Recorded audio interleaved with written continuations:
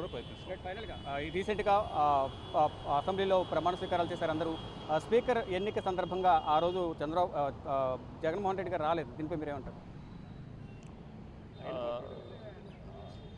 So కొన్ని సభా మర్యాదలు అన్నీ ఉంటవి. తప్పకుండా సభా మర్యాదలు అనేది ప్రతి ఒక్కరు కూడా పాటించాల్సిన అవసరం ఉంది. పాటిస్తే బాగుండేది.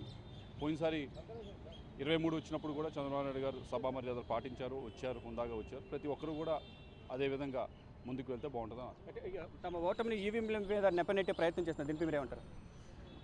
ఎమ్మెల్సీ ఎలక్షన్స్ ఈవీఎం జరగలేదు, మామూలుగా జరిగినాయి.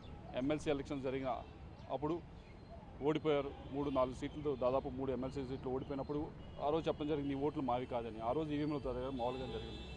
అలాగే ఈవీఎంలతోనే అయితే బీజేపీకి 240 రావు. నిజంగా ఈవీఎంలే చేయగలిగితే కనుక బీజేపీకి 350 వస్తాయి, 400 వస్తాయి. కాబట్టి ప్రజలకు తెలుసు, మాట్లాడేవారికి కూడా తెలుసు, నాకు తెలిసి.